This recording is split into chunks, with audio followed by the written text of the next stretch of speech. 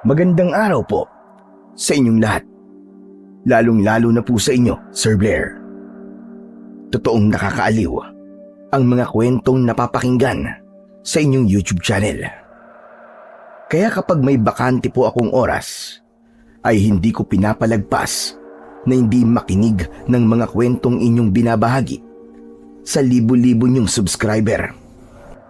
Itago niyo na lamang po ako sa pangalang Waldo. Mas pinili kong hindi sabihin ang tunay kong pangalan dahil na rin sa aking nakaraan. Ang totoo kasi, hindi maganda ang dati kong buhay dahil mali ang pinili kong landas. Pero sa kabila nun, ay nagsikap akong itama yon at magbago. Ang totoo kasi, ay naging hired killer po ako. Sa ibang salita, ay tinatawag din na birador. Bagamat ang salitang ito ay may iba't ibang ibig sabihin, depende sa paggamit. Yun nga lang, ikinabit na ito sa akin sa paraang negatibo.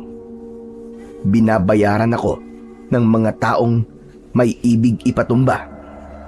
Merong politiko, negosyante, o asawang manluloko. Siyempre, ang kapalit nun ay pera. Sabi nga ng iba, ay halang ang aking kaluluwa dahil wala akong awa para gawin ang trabaho ko na itumba ang kahit na sino sa tamang presyo. Subalit ang mali kong gawain ay natuldukan din. Nasakote ako ng mga pulis at nakulong. Nasa kasibulan pa ako nun, kaya naman mahabang panahon din ang inilagi ko sa kulungan. Buong akala ko nga ay doon na ako mamamatay. Nawala ng pag-asa pang makalaya dahil sa laki ng aking kasalanan. Pero lagi may himala.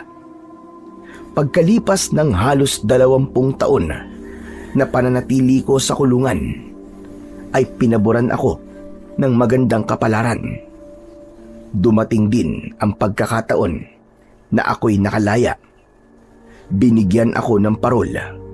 Naging mabait kasi ako sa kulungan at talagang pinagsisihan ko roon ang mga nagawa kong kasalanan.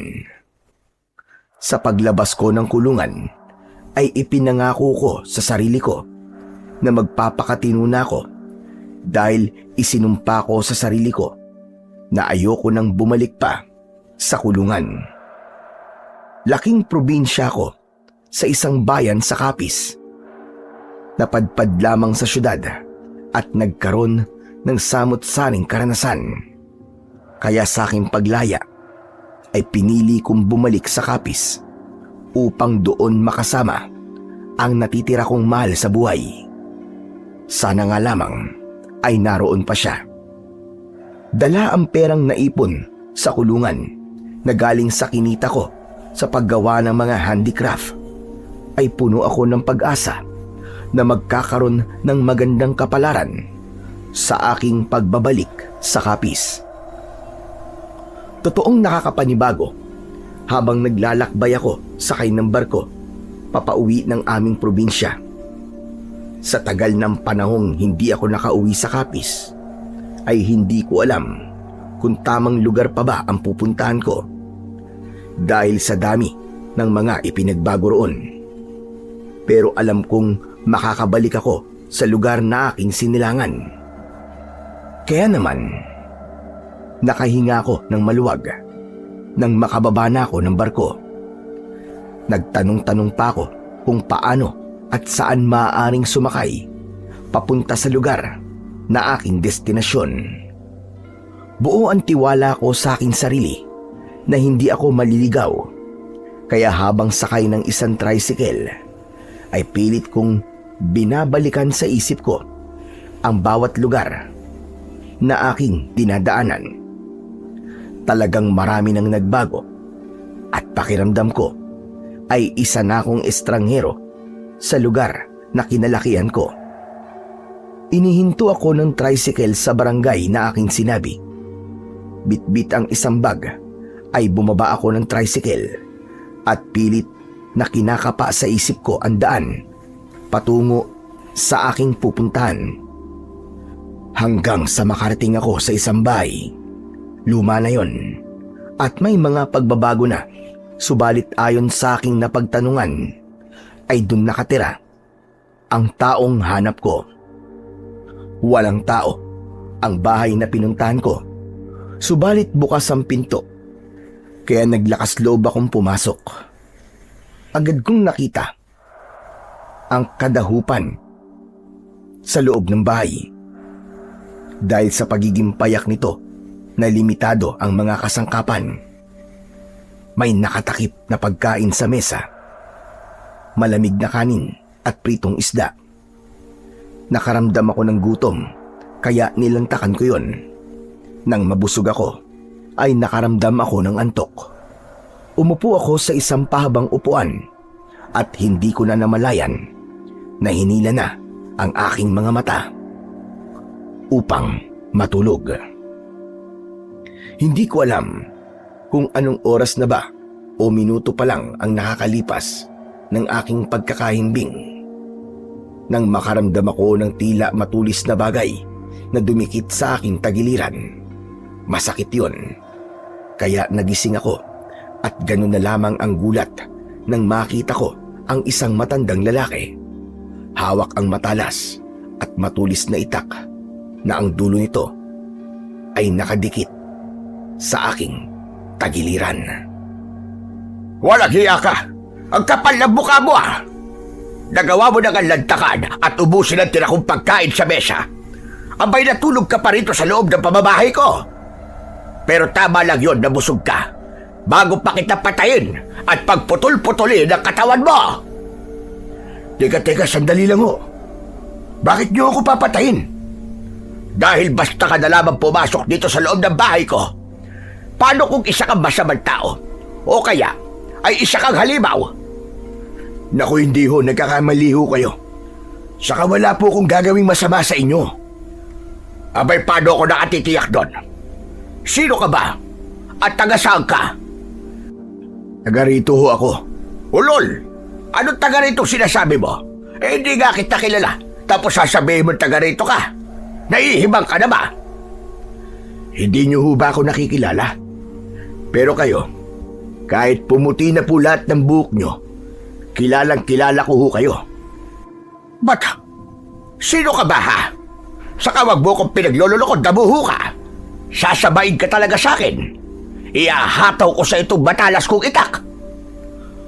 Lolo naman eh. Ako ho ito. Ang apo nyo, si Waldo. Ano ka mo? Waldo? Ikaw na nga ba yan? Oho, Lolo Nestor. Ako ho ito, ang apo nyo. Abay, hinayupak ka, bata ka. Buhay ka pa pala. Akala ko'y matagal ka nang nakabaon sa lupa. Grabe ka naman, Lolo. Ba't ganyan naman kayo sa akin? Sa dami ng kalokohan at kasalanan ginawa mo, ano pa ba ang aasahan ko? Eh di ang isipin kang matagal ka nang wala. Aba, ilang dekada na yata. Lo, marami pong nangyari sa akin. Pero ang mahalaga, nandito na po ako ulit nakabalik. Buhay na buhay. Kung sa bagay, hindi ako magtataka kung buhay ka pa. Sabi nga nila, ang masamang damo, matagal mamatay. Tama ka dyan, Lo. Pinayagan pa talaga ng nasa taas na mabuhay pa ako. Dahil alam ko na meron pa akong misyon. At para itama na rin yung mga naging pagkakamali ko nun. Hindi talaga kita nakilala, Apo. Ang akala ko kung sinong haragan at bigla na lamang ng loob sa pamamahay ko. Makapal at mahaba kasi ang balbas at bigote ko, Lo. Kaya hindi nyo kagad ako nakilala. Pero kapag inahit ko to, tsak babalik ako sa gandang lalaki, makikita nyo. Nako! Ikaw dagang apo ko. Walang kaduda-duda. Hanggang ngayon ay hambog ka pa ring damuho ka. Lolo naman nagsasabi lang naman ako ng totoo. Saka hindi ho ba mana po ako sa inyo. Yung kagwapuhan lang, yun ang minana mo sa akin. Pero yung kahambugan mo, aba, hindi ko alam kung saan mo yan minana. Saan pa ba? Di sa anak nyo na tatay ko. Naku di sa akin pa rin ang balik niyan. Pero teka nga pala, paanong nakabalik ka rito? Ano ba kayo, Lo? Ayaw nyo bang narito ako? Abay, siyempre. Sumakay po ako ng barko. Hindi yon. Loko ka. Di ba'y nakakulong ka? Tumakas ka, no? Tapos dito ka magtatago sa kapis. Abay, siraulo kang bata ka. Alam kong nasa kulungan ka damuho ka. Dahil marami ka kalokohang ginawa. Lolo naman, hindi ba pwedeng malaya na ako? Ano bang akala nyo? Doon na ako mabubulok sa loob ng rehas? Danes, pwede yun, Lo. Sigurado ka ba na malaya ka na? Hindi ka talaga tumakas? Lo, totoo ho yun. Teka lang ha, para maniwala ho kayo, ipapakita ko po sa inyo release paper ko para di na kayo magduda. Hindi na. Hindi ko naman mababasaya kung ano man ang nakasulat sa papel na sinasabi mo. Pero basta totoo sinasabi mo na malaya ka na, wala na ang problema sa akin yon. Paano ho kung tumakas talaga ako? Abay, subukan mo lang. Dahil ako mismo ang magsusuplog sa'yo sa mga pulis. Dahil madadamay ako sa kalokohan mong yan, siraulo ka. Nakita ko ang pag-aalala at pagkabahala ni Lolo Nestor. Kaya tiniyak ko sa kanya na totoong nabigyan ako ng parola at malaya na ako. Bagay na nagpakalma sa kanya. Nakita ko ang kasiyahan sa aking lolo na nakita niya akong muli. Ipinagkatay pa niya ako ng isang inahing manok. Inadobo niya yon sa gata ng nyog. Paborito kong pagkain yon na hindi niya pala nalilimutan. O ano? Anong masasabi mo sa niluto ko para sa'yo? Abalo, muntik ko na humalimutan ang pangalan ko sa sarap. Tapos medyo maanghang pa. Wala ka pa rin kupa sa pagluluto, Lolo. Namiss mo lang ang luto ko kaya kaganyan. Abay, oo naman, Lo. Isa yun sa binalikan ko dito sa Kapis. Pero marami nang nagbago dito, iho. Oo nga po, Lo Muntik ko na pong hindi makita tong lugar natin. Dahil hindi lang itong lugar at mga bahay ang nagbago, kundi maging ang mga nakatira dito. Marami lang naninirahan dito na galing sa iba't ibang lugar. Tama ka? Kumusta naman po ang buhay nyo rito, Lo? Yun ang nakakalungkot, Apo. Aba, bakit, Lo? May problema ho ba? Oo. Dahil hindi pa rin nakakaalpas sa kahirapan ng mga taga rito. Lalo na nang dumating dito ang isang negosyante na lalong ginawang kaawa-awa ang mga magsasaka na tanging pagtatanim lamang ang alam para mabuhay. Ano pong ginagawa ng negosyanteng yun? Masyado siyang ganid, gahaban, hindi marunong maawa sa mga kawawang magsasaka. Ano po bang ginagawa niya? Gusto niyang lahat ng mga ani ng mga magsasaka sa lugar na ito, maging sa karatig na baryo, ay siya ang bibili. Walang ibang pwedeng bumili, kundi siya lamang. Di ba okay naman ho yun? Dahil hindi na kayo mahihirapang humanap pa ng bibili ng mga inaning prutas at gulay. Okay sana kung nasa tamang halaga. Kaya lang binabarat niya na gusto. Dahil sa pinakamababang halaga niya binibili, tapos ibibenta niya sa napakataas na halaga. Kaya siya lamang ang kumikita ng limpak-limpak na salapit. Paano kung hindi niyo sa kanya ibibenta? Walang nagtatangkang bumili na ibang mga ngalakal. Dahil tinatakot niya. Malakas ang loob niya. Palibhasa kakampi niya mga opisyalis sa gobyerno na nakaupo sa bayang ito. Nagkakaroon sila sa buwatan, kaya sila ang tumitiba sa kita. Mga tiyan at bulsa nila ang dalalamanan. Teka, Lo. Sino po ba yung negosyanteng sila sabi nyo? Senyor Olivio ang pangalan niya. Ang gahabang negosyante na nagpapaikot sa mga magsasaka dito sa ating lugar. Di kaya dahil sa kanya, kaya pinag-adya ng kapalaran na bumalik ako dito? Waldo! Umuwi ka rito para ayusin na ang buhay mo, hindi ba? Ano ba yung iniisip mo? Wala, Hulo.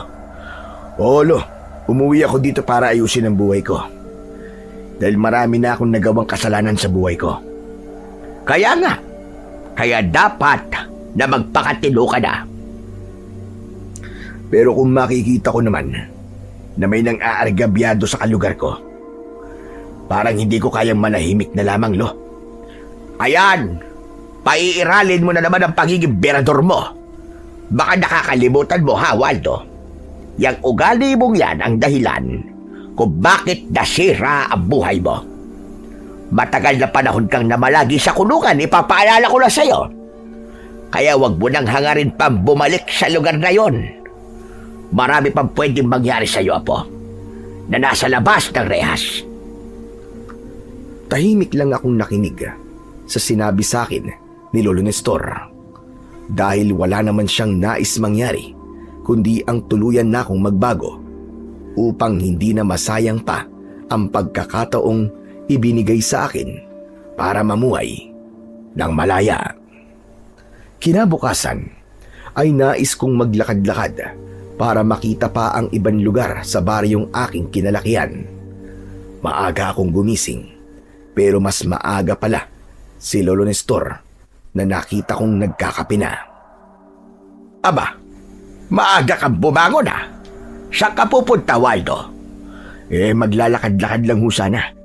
Baka sakaling may mga kakilala pa akong makita dito na maaari ko pang maging kauntahan. Oo naman, kahit papano ay marami pa rin. Pero magkape ka muna bago ka umalis.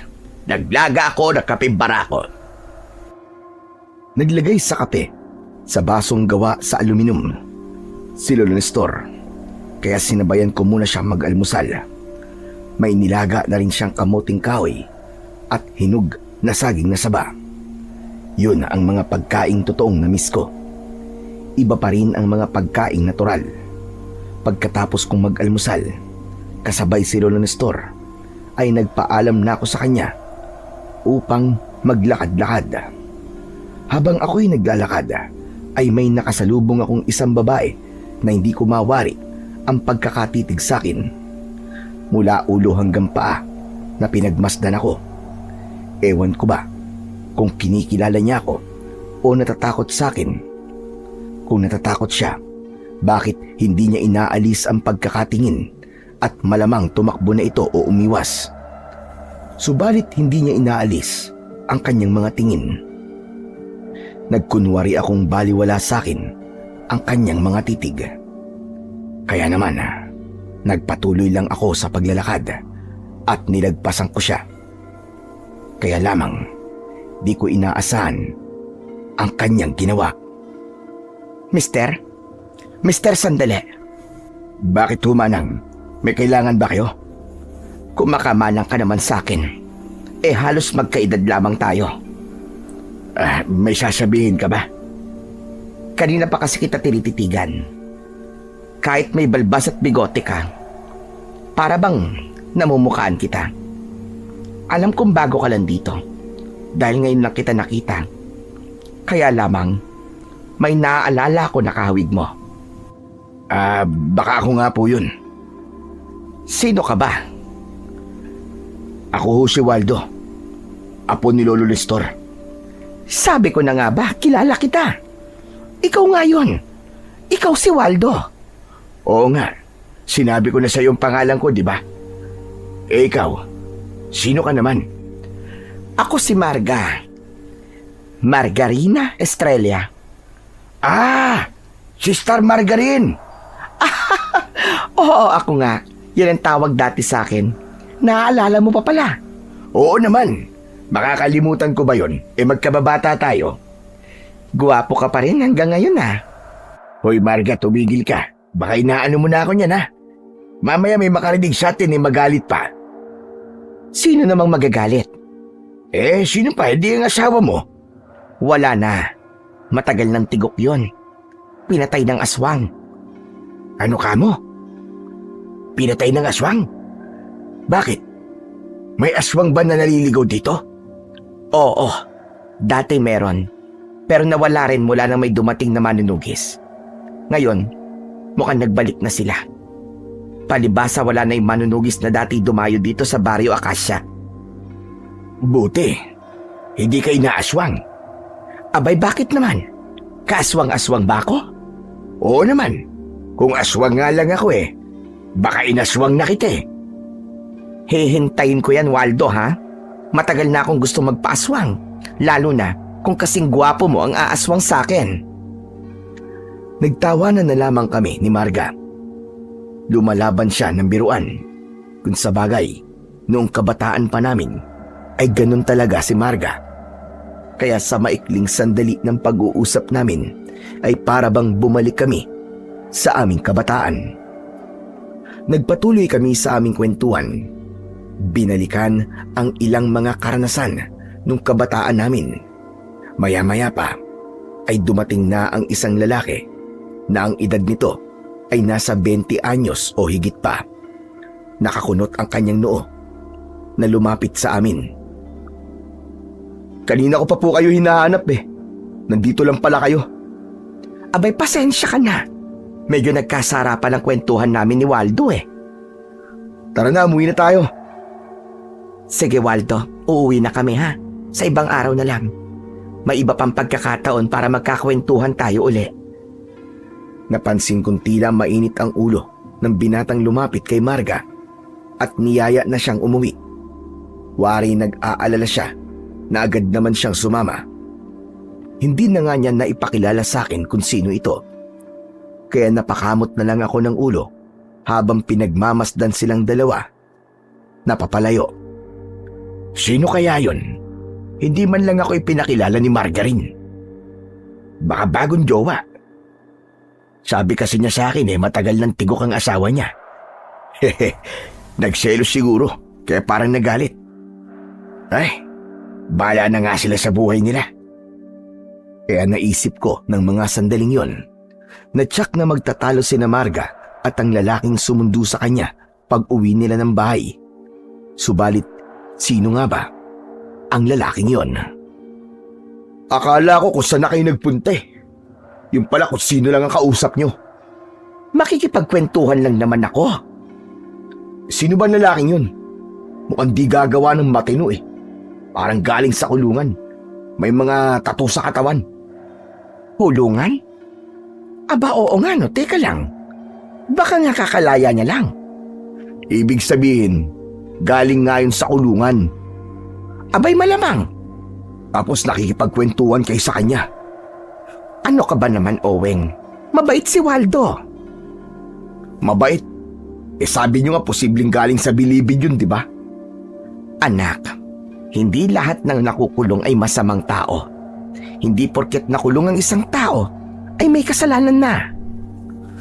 Pero Nay, sa itsura ng lalaking yun, mukhang di gagawa ng matino yun. Hay nako, ikaw talaga, Oweng. Hinuhusgahan mo kagad yung tao. Yung kasing nararamdaman ko, Nay. Sa unang kita ko pa lang sa lalaking yun, parang may kakaiba na sa kanya. Pero ako, masaya ko na nakita ko siya uli. Ayos lang ba kayo, Nay? Ano masaya sa sinasabi nyo? Masaya kayo na nakita nyo uli ang isang taong gaya niya na mukhang mamamatay tao? Anak, bata pa ako ay kakilala ko na si Waldo. Marami kaming pinagsamahan nung kabataan namin. Kaya natutuwa ko nagbalik siya dito sa Capiz. Isa pa, dito ipinanganak ang taong yon. Basta, ibang nararamdaman ko sa taong yon. Kaya mas mainam kung iiwasan niyo siya, Nay. Baka mamaya niyan may dala pa siyang kamalasan Anak, maling mag-isip ka ng hindi maganda sa kapwa mo, ha? Sinasabi ko lang naman na yung nararamdaman ko At wala kayong magagawa kung para sa akin ay dapat iwasan ng taong kagaya niya. Nakauwi na ako sa bahay ni Lolo. Dala ang kasiyahan. At napansin kagad yun ni Lolo Nestor. Aba, mukhang may magandang nangyari sa paglalakad mo Ah, may nakita po kasi ako isang kaibigan, Lo. At siya pa ang unang nakakilala sa akin. Aba, sino naman yon? Si Marga ho, yung tinutukso namin na Star Margarine. Dahil nga ang totoong pangalan, Margarita Estrella. Hindi niya nalimutan ang itsura mo. Kaya nga po nagtataka ko, Lo Kahit may balbas at bigote ako, nakilala pa rin niya ako. Malamang, puso niya ang nakakilala sa'yo, Apo. Ho? Anong ibig niyo sabihin, Lo? Aba, makakalimutin ka na ba? Di nga ba? May kursunada sa'yo dati pa ang babaeng yon. May gusto sa'yo si Marga. At malamang hanggang ngayon ay type ka pa rin niya. Abalo, matagal na hong panahon yun. Saka meron na ho siyang pamilya. Patay na ang asawa doon. Pero may anak siya, si Oweng. Ah, baka siya yung binatang lumapit sa amin.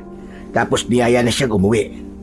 Medyo suplado Ganon talaga ang binatang yon. Parang galit sa mundo.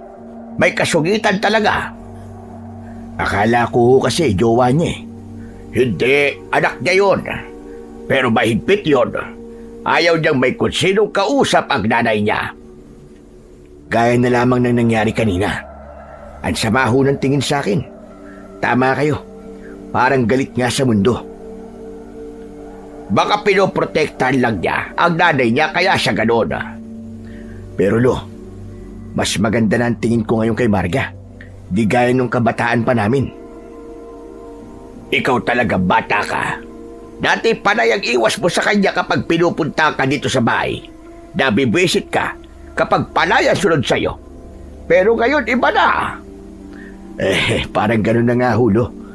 Mukhang ako na ang susunod-sunod sa kanya. Kaya mababaliktad na po ang aming mundo. Kung sa bagay, wala namang masama dahil binata ka pa hanggang ngayon. Yun nga Lo Lumipas ang pagiging binata ko sa kulungan dahil sa tagal ng panahong nakabilanggo ako. Pero ngayon Lo, babawi talaga ako. Saka gusto ko pong ayusin ang buhay ko. At siyempre, gusto ko magkaroon ng pamilya. Kung kursunada mo si Marga, mukhang mahihirapan ka dahil nga maigpit ang anak niya. Abay tsak na makikialam yun. Di tignan natin Lo. Walang sinusukuan si Waldo. Alam na alam niyo po yan Lo. Kapag ginusto ni Waldo, kailangan makuha ni Waldo. Totoo ang sinabi kong yun kay Lolo Nestor. Interesado talaga ako kay Marga. Sa palagay ko naman ay hindi ako mahihirapan, lalo na't dati na kaming magkakilala. Siya ang gusto kong makasama para sa aking pagbabagong buhay at pagbuo ng pangarap kong pamilya. Kung ang anak niyang si Oweng ang magiging hadlang, magagawan ko yun ng paraan.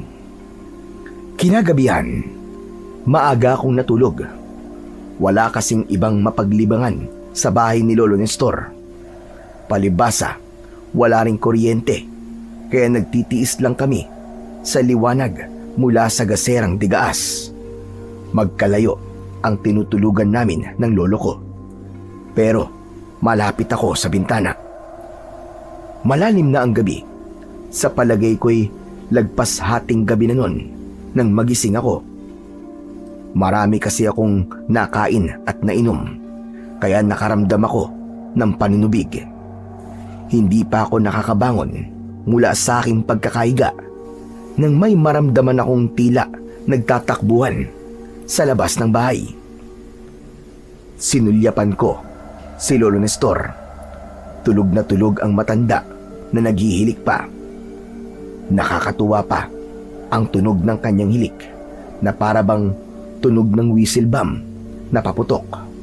Napangiti ako dahil sa kakaiba niyang hilik. Subalit lumakas pa ang ingay mula sa labas na wari nagtatakbuhan. Tumayo ako at bahagyang binuksan ang bintana. May naaninag akong nagtatakbuhan na sa pakiwari ko'y hindi naman yun mga alagang hayop ni Lolo Nestor. Gusto kong lalo pang makita ang mga nilalang na nasa labas.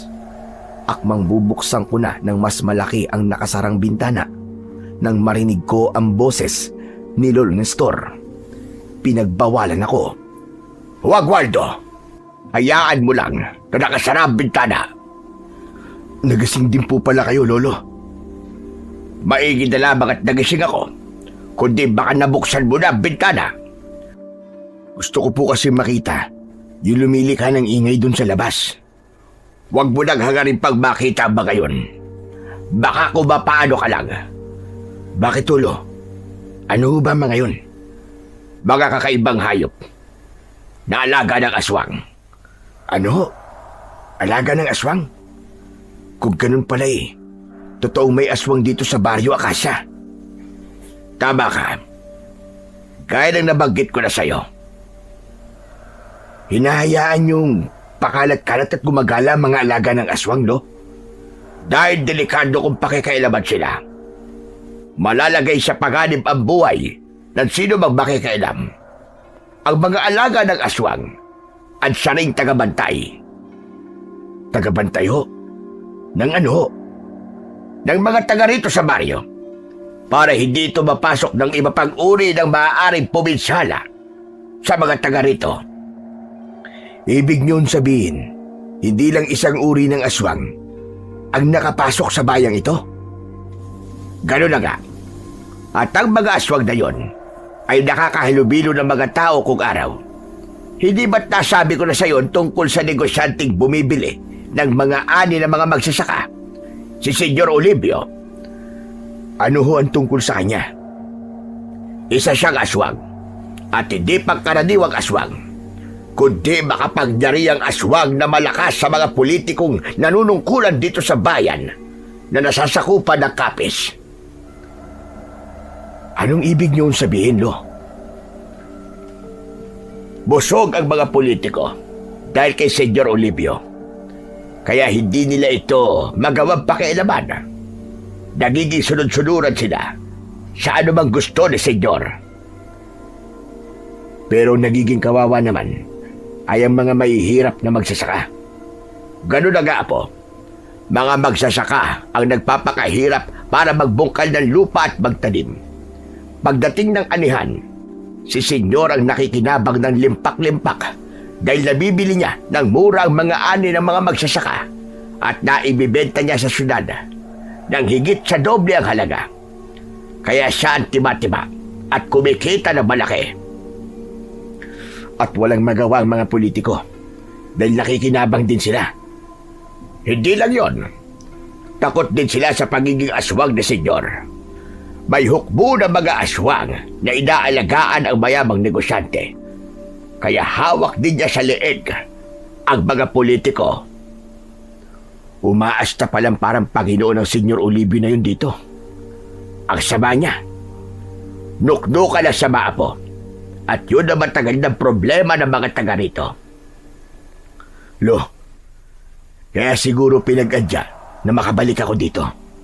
Dahil may problema akong kailangang ayusin. Apo, huwag ka nang makialam. Lo, mula ho nang nakalaya ko, wala na akong dapat kinatatakutan. Isa pa, ayoko nang merong inaargabyado. Hindi mo kilala kung gaano ka-impluensya si Senyor Olivio. Kahit na, Lo, kung walang tatayo para humarap sa kanya, hindi matatapos ang kanyang ginagawang pananamantala. Mananatiling parang alipin niya ang lahat ng mga taga rito at palalaganapin ang pagiging laing aswang sa baryong ito. Yan din ang nakikita ko, Apo. Kaya nga, Lo, hindi tayo dapat pumayag. Ang lahing aswang ang dapat nalipulin at hindi ang gaya natin na matagal ng panahon na namumuhay ng tahimik sa lugar na ito. Habang nag-uusap kami ni Lolo Nestor, ay naramdaman ko na lamang na unti-unting nawala ang ingay at mga yabag ng naghahabulan sa labas. Tumahimik na, Lo. Mukhang umalis na ang mga alaga ng aswang. Ganun na nga. Ilang beses sa isang linggo ay gumagala sila. Ang sabi, pinapakawalan ng mga aswang ang kanilang alaga para magmanman at magbantay. Kahit ano pang dahilan, ay hindi pa rin tama na si Senyor Olivio ang masusunod. Hindi tayo dapat pumayag na maging sunod-sunuran lang sa kanya. Nakaramdam ako ng panggigigil sa aking mga nalaman. Ganun na pala talaga kalala ang nangyayaring hindi maganda sa lugar na kinalakihan ko. Masakit sa akin na malaman ang katotohanan yon. Tila ang mga taong ipinanganak sa baryo na yon ang magiging alipin ng isang dayo dahil sa kanyang kayamanan at itim na kapangyarihan. Masakit isipin yon na nagpapahirap ng kalooban ko. Ang tungkol doon ay napatunayan ko ng mga sumunod na araw sapagkat nakita ko na nagkakatipon-tipon ang mga magsasaka. May darating daw na mga truck na kukuha ng mga inaning produkto sa aming lugar. At balita ko ay darating din daw si Senyor Olivio. Kaya sa wakas ay magkakaroon na rin ako ng pagkakataon na makita siya. Ano ka mo? Pupunta ka sa pulong ng mga magsasaka? Oo, Lolo Nestor. Dahil darating daw doon si Senyor Olivio. Apo, pakiusap sana. Huwag kang gagawa ng kahit na anong gulo. Makikinig lang ako, Lo, para malaman ko kung ano bang pag-uusapan nila. Kung ano man ang marinig mo at hindi mo yun magustuhan, sana huwag ka nang makialam, Apo. Bahala na po, Lo. Apo, nakikiusap ako sa'yo. Saka hindi rin dapat nagpapadalos-dalos sa kahit na anong bagay.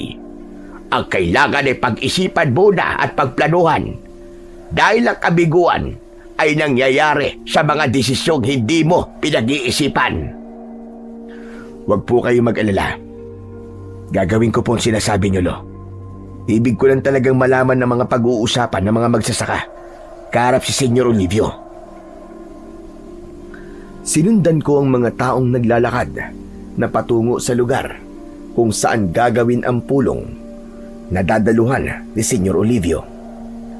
Habang naglalakad ako, ay nakita ko ang anak ni Marga.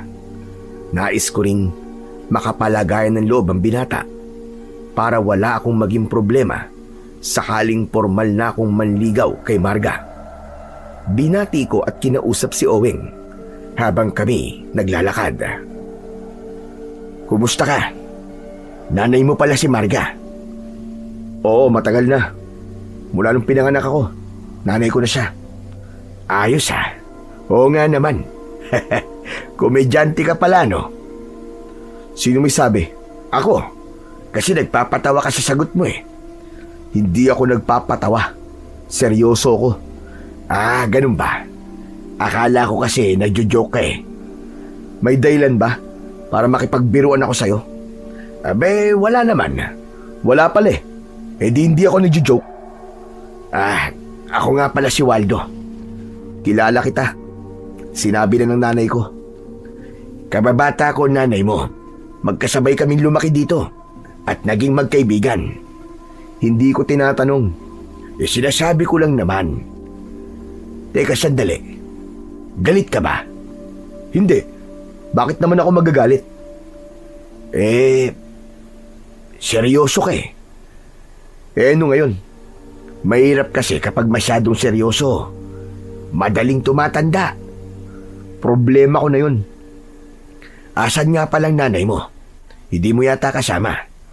Ayaw ba niyang dumalo ng pulong ni senyor?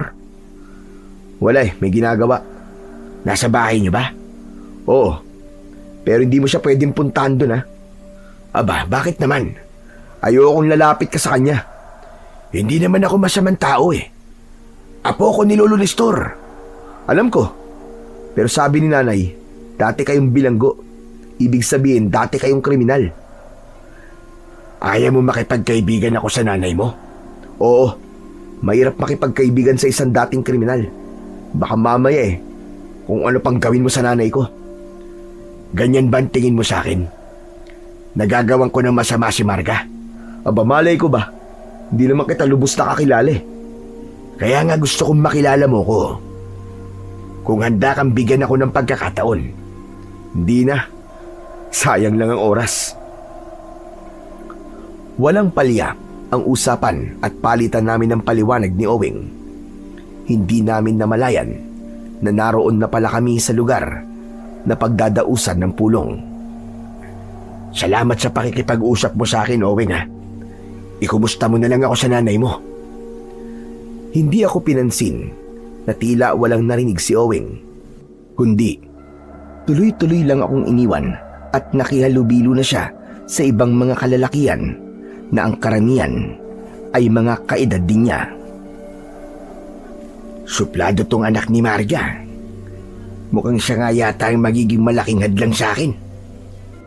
Hindi pa ako natatagalan mula nang makarating sa lugar ng pulong nang maya-maya ay nagkandaingay ang mga naroroon. Nagbulungan sila. Nakita pala nila ang paparating na sasakyan ni Senyor Olivio. May 2 sasakyan na dumating. Subalit hindi pa yon ang sasakyan ng taong inaabangan ng marami. Nang dumating ang 3 sasakyan, may mga lalaking sumalubong doon mula sa naunang mga kotse. Binuksan nila ang pinto ng magarang kotse. Lumabas ang isang lalaking nakasuot na itim na long sleeve at itim din na pantalon. Makintab ang itim ring sapatos. Nasa edad 50 ang lalaki na ang leeg at kamay ay napapalamutihan ng mga gintong alahas. Tumahimik ang mga tao.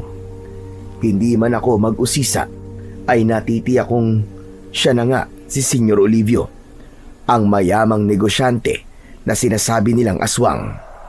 Subalit kahit alam nilang aswang ay wala silang magawa para hulihin ito.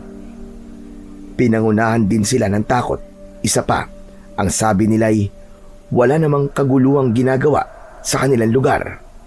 Yun nga lang, ang paraan ng kanyang pagninegosyo ay hindi makatao dahil sa labis na panlalamang.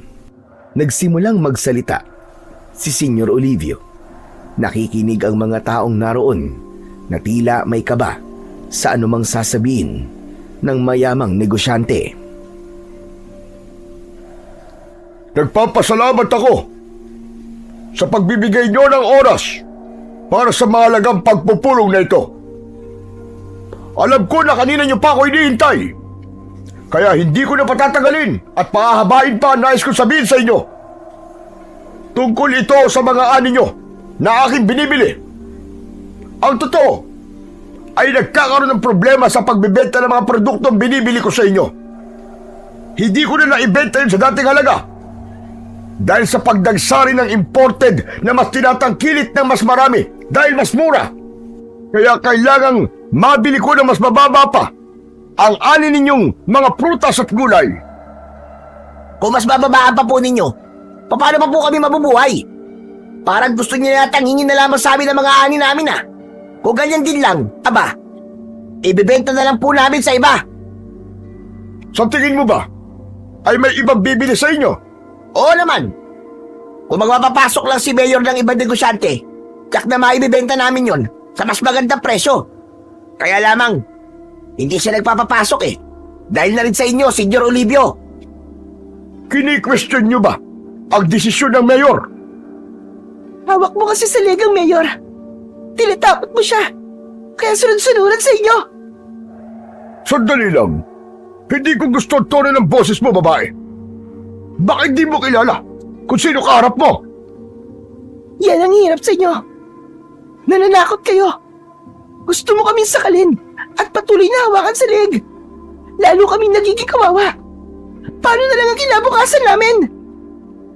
Nakita kong napikon si Senyor Olivio sa pagiging prangka at diretsahang pagsasalita ng babae. Sumenya siya sa mga lalaking tauhan ni Senyor. Mula sa gitna ng mga kasamahang magsasaka ay kinuha ng mga tauhan ng mayor ang matapang na babae. Nagwawala ito at tumututol para hindi siya makuha. Pero walang nagawa ang babae. Ang mga kalalakihang naroon ay tahimik lang na tila natutulala. Hindi sila kumilos para ipagtanggol ang kasamahan nila. Nakita kong takot ang rumihistro sa kanilang mga muka. Marahil ayaw nilang mangyari din sa kanila ang ginawang pagkuha sa matapang na babae.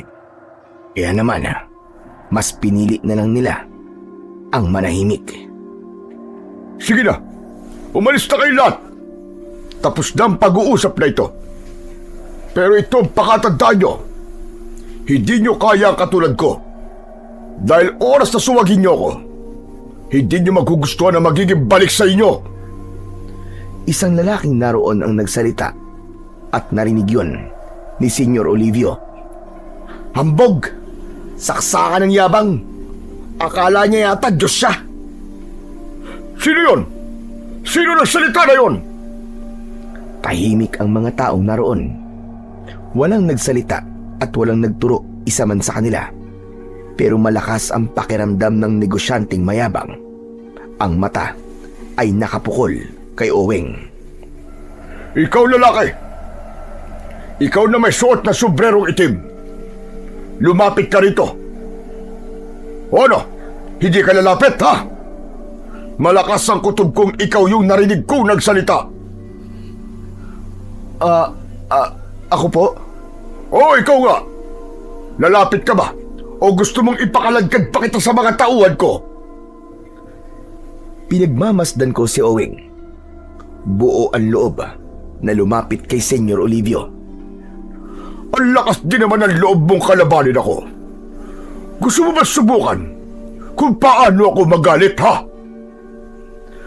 Alam kong pinagdidiskitahan na ni Senyor Olivio si Oweng. Hindi ko na napigilan ang sarili ko, kaya lumapit na ako. Senyor, sandali lang. Mawalang galang na po sa inyo. Nagkakamali po kayo. Hindi po siya narinig yung nagsalita. Kung hindi ang lalaking yan, sino? Nakita ko po na nagmamadali pong umalis dahil natakot po siya sa inyo. Totoo ba sinasabi mo, ha, lalaki? Oo, senyor. Totoo po. Habang kausap ko si Senyor Olivio, ay nakita ko ang isang lalaki na may hawak na matulis na bagay at pasugod sa matandang negosyante. Handa niyang itarak yon sa likod ni Senyor Olivio. Alam kong mas magiging malaking gulo yon at marami ang mapapahamak dahil tiyak na susugod ang mga tauhan ni Senyor.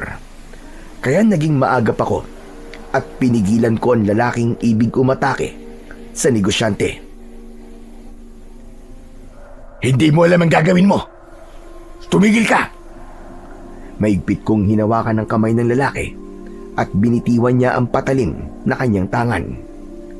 Nakita yun ni Senyor, maging na mga tauhan nito. Kaya naman, agad nilang prinotektahan ang negosyante. Agad namang lumayo ang mga magsasaka upang umiwas sa gulong pwedeng mangyari. Dinampot ng mga tauhan ni Senyor Olivio ang lalaking ibig manakit rito. Alam kong hindi maganda ang kahihinatnan ng taong yon. Kaya sinubukan kong kausapin si Senyor Olivio. Senyor, humihingi po ako ng pasensya sa ginawa niya. Ang totoo ho kasi ay kapos sa pag-iisip ang taong yan eh. Kaya sana ho, maintindihan nyo. Ano ka mo? May sira siya sa ulo? Oo, senyor.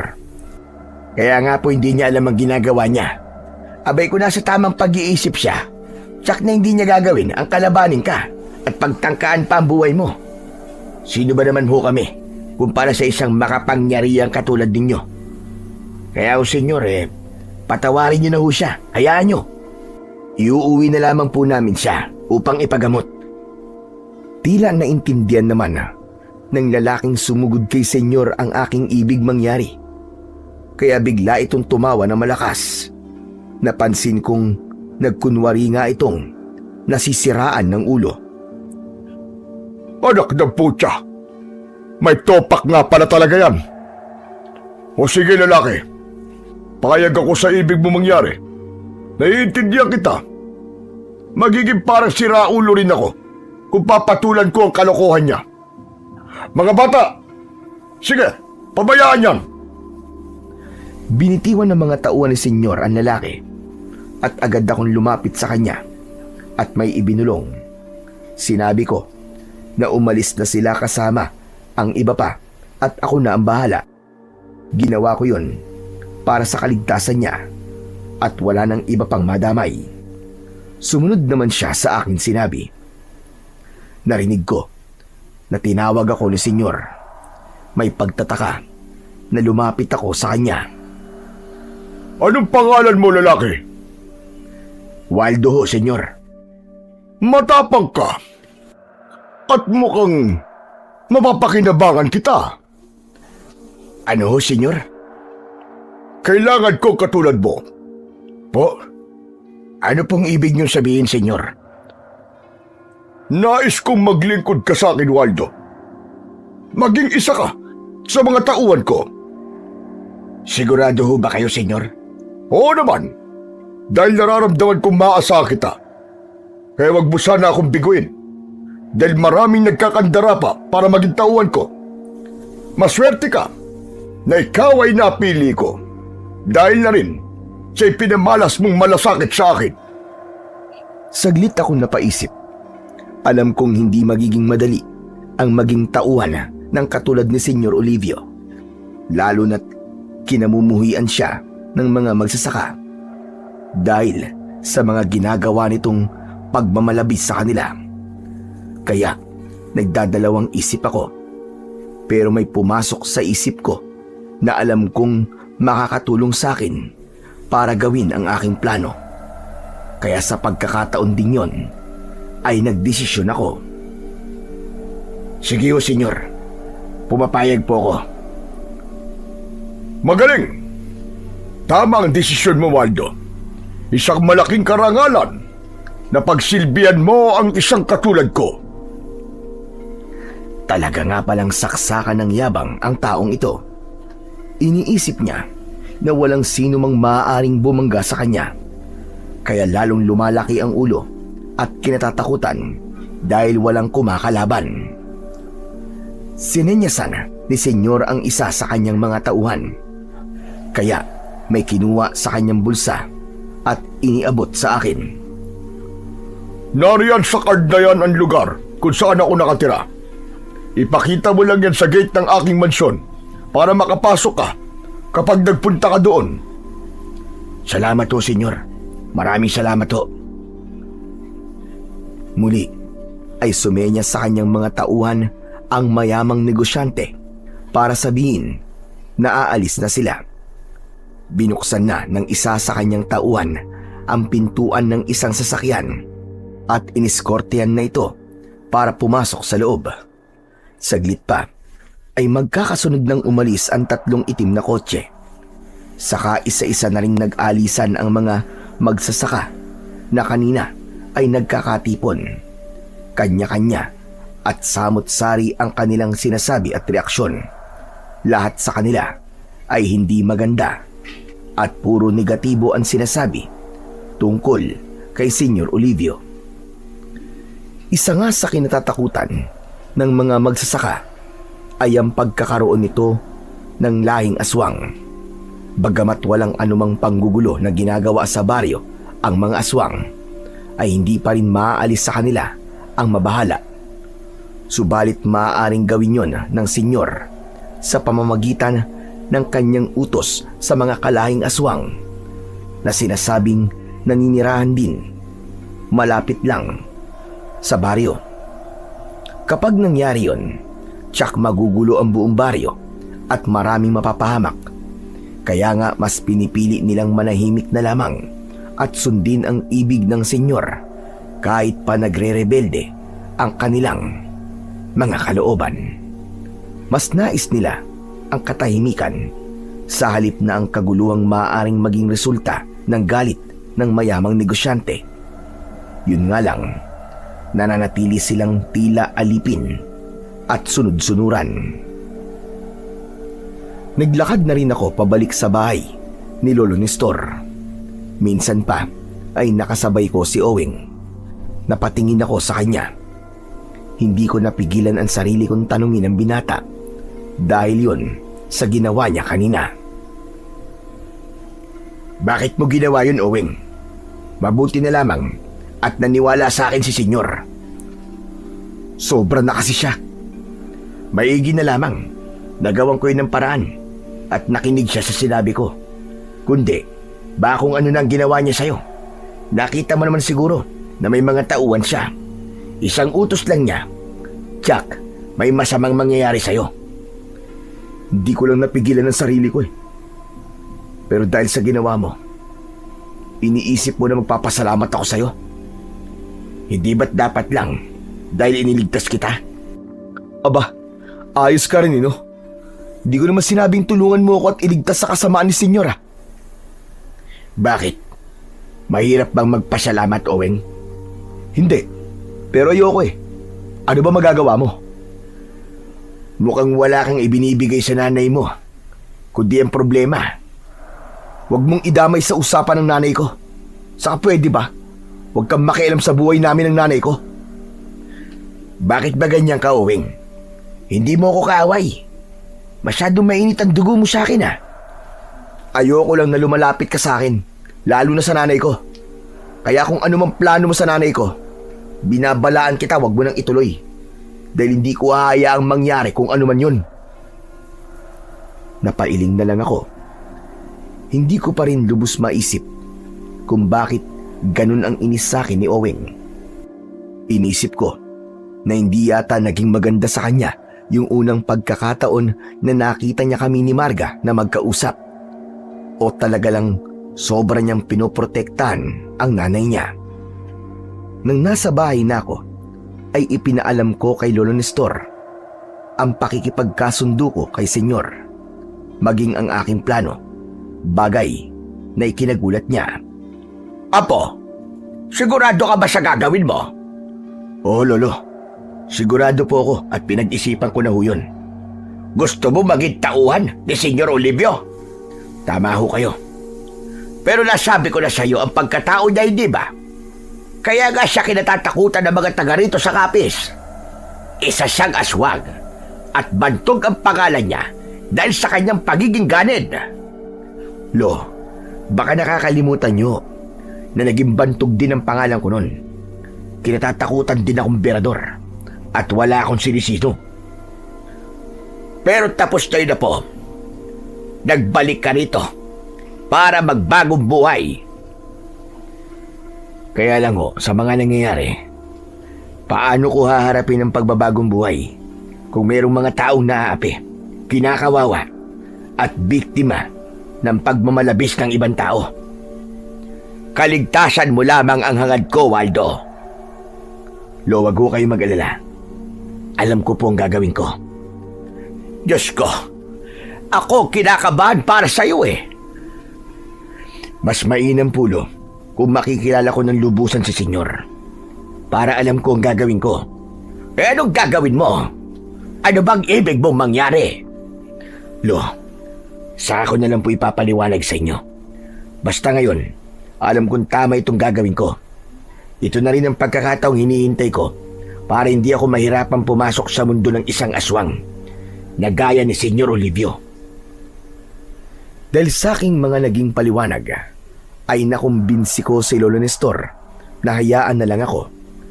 Alam kong hindi pa rin maalis sa kanya ang mag-alala. Subalit may tiwala siya sa akin. Samantala, sa bahay naman ni Marga, alam kong nakibalita siya kay Oweng tungkol sa akin dahil batid niyang kasama ako sa mga dumalo ng pulong. Nagkausap ba kayo ni Waldo, anak? Ang balita ko tinulungan ka raw ni Waldo. Umepal lang siya, Nay. Kaya ganun. Anong epal ang sinasabi mo? Mapapil, galing-galingan, nagpapabida. Ganun naman talaga si Waldo eh. Hindi siya ganun, anak. Alam kong bukal sa puso ang ginawa niyang pagtulong sa'yo. Ang sabihin niyo, nagpapasikat, mayabang. Anak, hindi ba sa halip na sabihin mo yan mas mainam kung magpasalamat ka sa kanya? Teka, ginawa mo ba yun? Nagpasalamat ka ba sa kanya? Hindi. Ba't ko naman gagawin yun? Wala naman akong hininging tulong sa kanya. Oweng, anak, ano ka ba naman? Ginawan ka ng kabutihan ng tao, tapos kahit simpleng pasasalamat, hindi mo nasabi sa kanya. Ayoko nga. Bakit ba mapilit kayo? Saka bakit ganyan na lang kung ipagtanggol niyo ang Waldo na yun, ha? Gusto ko lang na maging malapit kayo. Dahil nga kaibigan ko siya. Yun lang ba talaga ang dahilan? O dahil gusto niyo rin siya? Anak, wala naman sigurong masama, hindi ba? Sinasabi ko na nga, be. Naisayang lang. Wag naman ho si Waldo. Anak, mga bata pa kami, may damdamin na ako sa kanya. Hanggang ngayon, na nandito pa rin yon. Kaya masisisi mo ba ako? Dati siyang kriminal, Nay. Naging latak ng lipunan. Ano na lang po sasabihin ng mga kakilala natin? Saka alam niyo ba, ang isa pang ginawa niya na nakakaya? Pumayag siya para maging tauhan ni Senyor Olivio. Ano ka mo? Ginawa niya yon? Oo.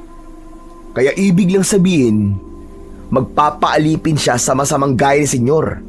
Kaya hindi tayo magtataka sa mga susunod na araw na baka pagmalupitan na rin niya tayo dahil ang katapatan niya ay nakay Senyor na. May dahilan naman siguro kung bakit pumayag siya na maging tauhan ni Senyor. Oo naman, may dahilan siyempre. Yun ay ang magkaroon din siya ng kapangyarihan dahil nga alam niyang maimpluwensya si Senyor. At kahit ang mga tauhan niya ay kinatatakutan, di ba? Ibig sabihin, ambisyoso si Waldo. Kaya paano magiging bagay siya sa inyo? Sige nga. Ang tungkol sa pagkontra ni Owing ay hindi na itinago pa sa akin ni Marga nang minsang magkausap kami. Dahil nakikita at nararamdaman ko ring wala siyang ibang mapagsabihan ng tungkol doon. Hindi ko talaga siya maintindihan, Waldo. Siguro, hayaan mo muna siya. Hayaan? Sa pakikialam? Para pangunahan ako sa gusto ko, ganun ba? Anak mo siya, Marga. Siyempre, ang gusto lang niya ay yung makakabuti para sa'yo. Hindi lang niya ako kayang intindihin. Ibig bang sabihin yan may pag-asa ako sa'yo? Oo naman, Waldo. Hindi na tayo mga bata, Waldo. Isa pa, maliliit pa tayo ay magkakilala na tayo. Naglalaro pa nga tayo sa ulan at naliligo sa ilog ng walang mga saplot. Kaya nakita ko na ang lahat sa'yo. Ikaw naman, nakita ko na rin naman ang lahat sa'yo Pero iba na ngayon. Iba na rin yung kwan ko ngayon. Mas palaban na. Nagkatawanan na lamang kaming dalawa. Kahit papano ay nagiging magaan ang aming usapan kapag ganong may kasamang tawanan. Ayoko na ring pabigatin pa ang nararamdaman ni Marga. Pero ang importante sa amin ay nagkakaintindihan kami. Yun nga lang, tiyak na sa pag-uwi ni Marga ay magkakaroon na naman sila ng pagtatalo ni Owing. Malamang may marites na magsasabi na nagkita kami ng nanay niya. Pero alam kong handa si Marga sa bagay na yon. Kinabukasan, naghanda ako para magpunta sa bahay ni Senyor Olivio. Tiyak na hihintay niya ako. Saka nakapagbitiw na rin ako ng salita. Sinabi ko na payag akong maging tauhan niya. Nagpaalam na ako kay Lolo Nestor. Nasa mukha ng lolo ko ang pag-aalala sa aking gagawin. Kailangan ba talaga gawin mo pa ito, ha, Waldo? Opo, Lo. Diyos ko, kung kinakabahan sa'yo. Ayoko mapahamak ka. Alam mo naman kung anong uri ng nilalang si Senyor. Alam ko po ang gagawin ko, Lo. Paano kung pati ikaw ay gawin niya kauri niya? Paraan niya ang hikayatin ng taong makukursunadahan niya. At makikita niya, maaari niya mapakinabangan para alokin ang trabaho. Ang magiging kapalit nun ay magiging kauri ka nila para gamitin sa kanyang mga plano. Hindi po mangyayari sa akin yun, Lolo Nestor. Ang totoo po, gagawin ko ito para din sa kaligtasan natin. Lalo na po sa inyo. Kapag maglilingkod ako sa kanya, hindi niya kayo mapapakialaman. Kung sa bagay, may punto ka dyan. Kikilalanin ko ho ng gusto si Senyor. Dahil ako mismo ang tatapos sa kanya. Yan ba ang plano mo, Apo? Oo, Lolo. At sa inyo ko lang yung sinabi. Aalamin ko kung ano ba ang kahinaan ng isang aswang na kagaya niya. Mabuti ang iyong plano. Pero hindi pa rin maaalis sa akin ang mag-alala. Dahil mas lalong magiging mapanganib para sa iyo kapag nalaman niya ang tunay mong pakay. Malamang, ayun na rin ang magiging katapusan mo. Magiging mas maingat ako, Lolo. Marami na akong pinagdaanan kung sino-sino na ang mga taong halangang bituka ang naitumba ko. Pero iba pa rin ang isang kagaya ni Senyor. May ikinukubli pa rin siyang kahinaan, Lolo. At yun ang kailangan kong malaman. Bago ka umalis, may ibibigay ako sa iyo, Apo. Ano ho yun, Lolo?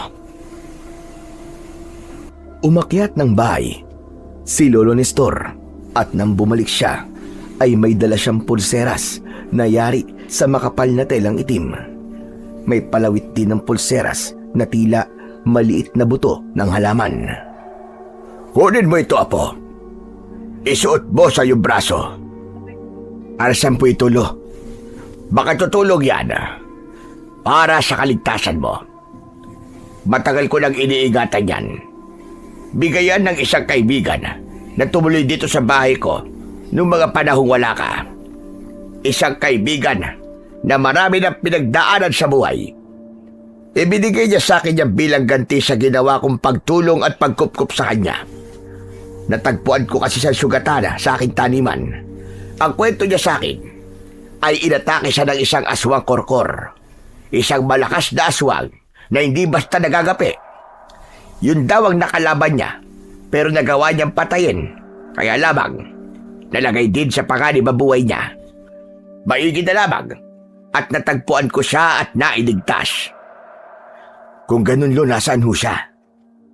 Hindi ko na alam, pero sabi niya, pagod na rin siya sa pagiging isang sentensyador ng mga aswang. Ano ho? Sentensyador ng mga aswang? Yun ang tawag niya sa kanyang tungkulin kontra aswang. Gusto na rin niya magpahinga at gusto na rin niya manahimik.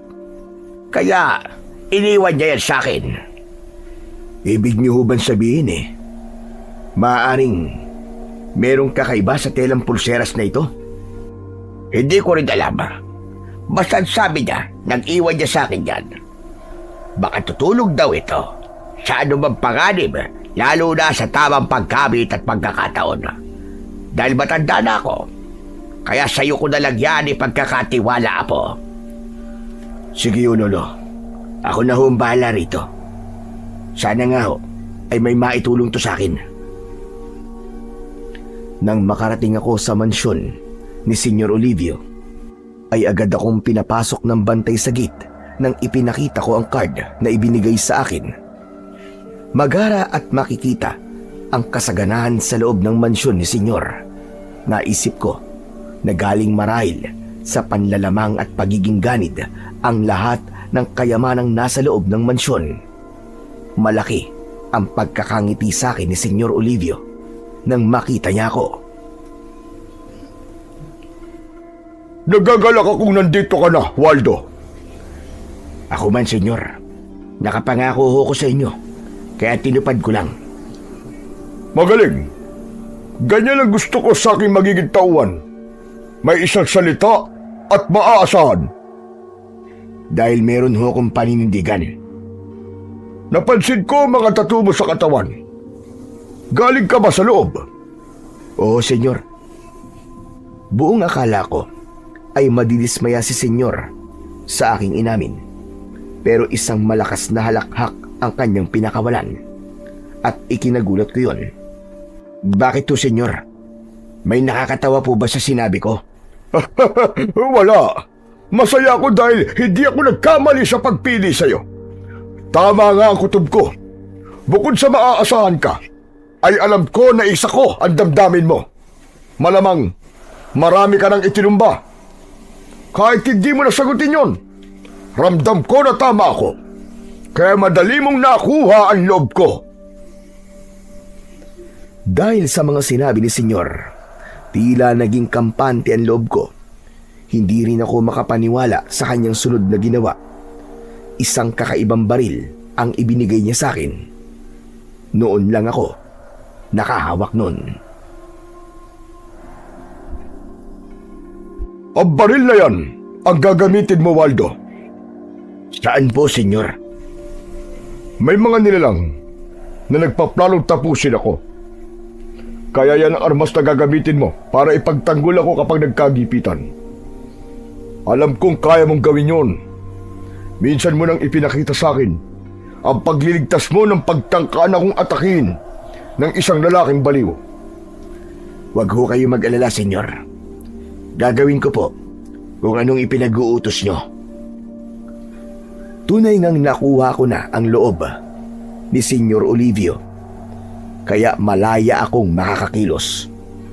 Ngunit wala siyang kamalay-malay na ang taong buong puso niyang tinanggap at pinagkatiwalaan ay siya palang lihim niyang kaaway na anumang oras ay maaaring tumapos sa kanya.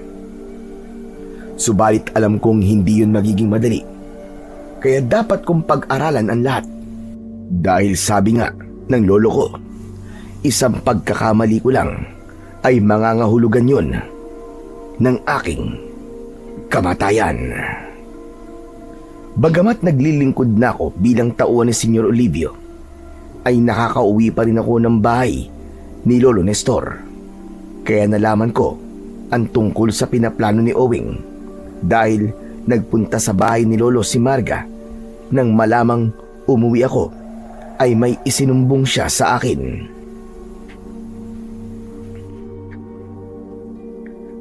May binubuong grupo ang anak mo, Marga? Oo, Waldo. Isang grupo na kung tawagin ay vigilante na handang lumaban sa maling pamamalakad ni senyor. Hahadlangan nilang ginagawang panggigipit at di patas na patakaran sa pagbili ng mga ani ng mga magsasaka. At si Owing ang siyang mamumuno? Oo, Waldo, tama ka. Natatakot niya ako para sa anak ko, Waldo. Matapang siya, Marga. Hindi ko nga alam kung kanino nagmana. Kahit pagsabihan ko siya, ay hindi ako pinakikinggan. Ang inaalala ko ay kapag nakarating kay senyor ang ginagawa niya, malamang ipadukot niya ang anak ko. Bakit mo sinasabi sa akin yan, Marga? Dahil alam kong matutulungan mo ako, Waldo. Pero nagtatrabaho ko kay senyor. Natigilan si Marga. Nakita ko sa mukha niya ang pag-aalala nito. Oh, bakit natulala ka? Nagkamali yata ako. Hindi ko pala dapat sinabi sa'yo. Para ko na rin ipinahamak ang sarili kong anak. Hindi ka dapat matakot sa akin. Wala kang dapat ikabahala. Nagtatrabaho man ako kay senyor, pero hindi ko hahayaang mapahamak ang anak mo at ipagkanulo siya. Nasa mga magsasaka ang puso ko, Marga. Hanggang kailan, Waldo? Hanggang kailan? Paano kung magbago ka? Yun ang hindi magbabago, Marga. Malabong mangyari yun. Kahit pa nagtatrabaho ko kay senyor, hindi niya maaaring baguhin kung anong laman ng puso at isip ko. Sana nga'y totoong lahat ng sinabi mo, Waldo. Nagdududa ka ba sa akin, Marga? May isang salita ko at may panindigan. At maaari mo yung panghawakan. Nang makauwi si Marga, ay kinausap niya ang kanyang anak. Nagalit sa kanya si Owen dahil nga nabanggit sa akin ang binubuo niyang grupo. Kayo talaga na yo. Kahit kailan talaga hindi kayo nag-iisip eh. Anak, hindi ka laban si Waldo. Mali ka ng iniisip mo. Anong hindi? Tauhan nga siya ni Senyor Olivio eh. Kaya lahat ng nalaman niya sa inyo, siguradong sasabihin niya yun. Paano ng plano namin, Nay? Gusto niyo ba kami mapahamak? Hindi, anak. Si Waldo nga magiging protektor nyo. Yun ang sinabi niya sa akin. At naniwala naman kayo. Oo, anak. Dahil totoo ang sinabi niya. Alam kong mapagkakatiwalaan siya. Ayan na naman kayo, Nay. Sobra-sobra kayong bilib sa kriminal na yun eh. Bakit ka ba ganyan, anak? Sana, sinubukan mo munang kilalanin siya. Di na kailangan, Nay. Kilala ko na siya. Kaya nga ayaw kong maging malapit kayo sa kanya eh. Dahil alam ko ang plano niya sa inyo. Tapos kayo naman, para niyong ipinagsisiksikan ng sarili niyo sa kanya. Oweng, may dahilan yon. At wag mo na sanang pakialaman pa. Hayaan mo na lamang akong maging masaya. Sa palagay niyo ba, magiging masaya kayo sa isang katulad niya? Hindi mo talaga ako kayang maintindihan, anak. Sana ako rin, Nay. Subukan niyo ring intindihin kahit minsan. John, ay naghanda ako ni Senyor. Ayon sa kanya, may mga uri ng aswang na maaaring sumugod. Sila ang ibang uri ng aswang na matagal ng kalaban ng kanilang lahi. Nais niyang paghigantihan at patayin ang mga yon. Kasama ang kanyang mga tauhan, ay naghanda kami. Nang sumapit ang gabi, ay ipinakalat na ni Senyor ang mga tauhan niya at ako ang inatasan niya para pamunuan ang mga yon. Nakapaligid na kami sa mansyon hanggang nagkaroon ng kakaibang ingay. Ang ipinagtataka ko ay tila galing sa itaas, samantalang ang nasa isip ko ay manggagaling sa labas at aakyat ang mga ito sa matataas na bakod upang pasukin ang loob ng mansyon. Kaya lamang, mga lumilipad na aswang pala ang aatake. Gamit ang baril na ipinahiram sa akin ni Senyor, ay agad kong inupakan ang mga lumilipad na aswang. Sapul at tila sumasabog ang kampo ng dilim ng aking mapuruhan. Maging ang ibang tauhan ay walang tigil sa pagtira sa mga lumilipad na aswang. Tinitiyak na walang makakapasok ng buhay sa loob ng mansyon dahil ang agad na puntirya nito ay ang kwartong kinaroroonan ni Senyor Olivio. Kaya lamang, sadyang marunong din manlinlang ang mga aswang na lumilipad. Ang iba sa kanila ay may kakayahang magpalit ng anyo at nagiging aswang na katulad ng mabangis na hayop gubat. Wala akong kamalay-malay na meron na pala sa aking likuran at bigla akong dinambahan ito. Walang hiya ka! Bitiwan mo ko! Bitiwan mo ko! Nagpagulong-gulong ako sa lupa para lang kumawala sa pagkakakapit sa katawan ko ang matutulis na kamay ng aswang. Nabitiwan ko ang baril na gamit ko dahil sa paggulong ko sa lupa. Pilit na inaabot ng pangil ng aswang ang aking leeg. Maigi na lamang at nahawakan ko ang kanyang leeg. Habang sakal ko ito ay pilit kong inilalayo ang kanyang nguso. Amoy na amoy ko ang nakakasukang hininga ng aswang. Ramdam ko ang taglay nitong lakas, pero nakaramdam din ako na tila may lakas na bumalot sa buo kong katawan para labanan ang halimaw na handang lumapa sa akin. Lalo ko pang hinigpitan ang pagkakahawak ko sa leeg ng halimaw hanggang sa naramdaman kong nagawa kong baliin ang buto nito sa leeg. Kaya naman, naramdaman kong lumuwag ang pagkakakapit ng mga kuko nito sa katawan ko. Nang kumawala na ito, ay saka ko ibinalibag ang aswang sa labas ng mataas na bakod. Kaya lamang, hindi pa pala roon matatapos yun dahil may iba pang mga aswang na papasugod sa akin bukod pa sa aswang na lumilipad. Kaya naman, nagmamadali kong hinanap ang aking baril na nabitiwan ko kanina. Salamat na lamang at agad ko tong nakita. Maagap kong dinampot at pinaputukan ang halimaw na papasugod sa akin.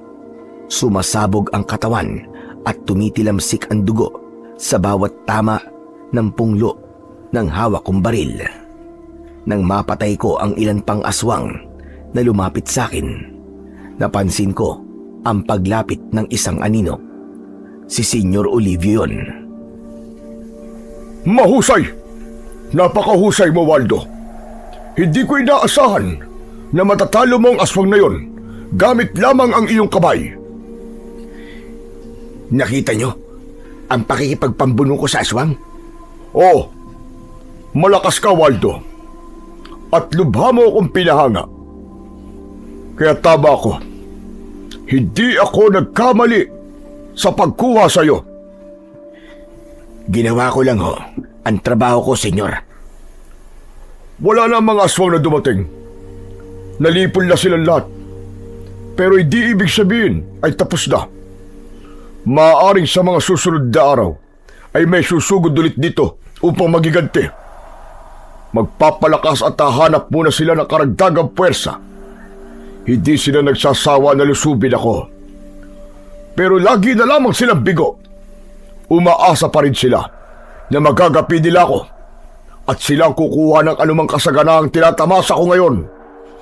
Kahit sa mundo ng mga aswang, hindi nawawalang inggitan at kasakiman. Kaya gusto ko sana, Waldo, ay maging kauri kita at maging tunay na kakampi. Senyor, kung maaari ho sana, saka na lang natin pag-usapan yan. Sa ngayon, masaya po ako sa pagiging tauhan nyo. Sige, Waldo. Pero sana pag-isipan mo mabuti ang alok ko sa'yo. Kapag naging kauri ka na namin, magkakaroon ka ng kakaibang lakas. Lalo kang katatakutan at magkakaroon ka ng mas malawak na impluensya. Dahil ang katotohanan, kaya nagiging sunod-sunuran ang mga namumuno sa bayang ito. Dahil sila man ay kauri ko na rin. Aswang na rin sila na nagagawa kong pasunurin sa aking gusto. Kaya hindi magtatagal. Ganap ng magiging kauri ko lahat ng mga mayayaman at may kapangyarihan sa bayang ito. Ang mga tao, ang mga magsasaka, mananatili sila sa pagiging pangkaraniwan dahil sila ang magiging sunod-sunuran sa mga katulad naming aswang bilang mga alipin. Hindi ako makapaniwala sa sinabing yon ni Senyor Olivio. Mga mayayaman, mga may kapangyarihan sa lipunan, sa kanilang bayan, sila ang nagsasabuatan para maging aswang upang gawing alipin at pahirapan ang mga pangkaraniwang tao. Sila ang nagbabaon sa mga magsasaka at mamamayan upang maging mas mahirap palalo habang silang nasa itaas ang siyang nagpapasasa. Isang katotohanang nagdulot ng kirot sa dibdib ko para sa mga gaya kong pangkaraniwan lamang. Kaya nga tama lang ang aking pinaplano. Kailangang mawakasan na ang kasamaan ng mga nilalang na ito. Hindi sila dapat nagtatagal pa sa mundo. Sa akin din pananatili sa mansyon, ay nakita ko na umaasa si Senyor Olivio sa mga tauhan niya. Ang katotohanan ay hindi naman siya ganun kalakas, kundi nagiging malakas lamang siya dahil sa kapangyarihan niyang mag-utos na agad namang sinusunod ng kanyang mga tauhan.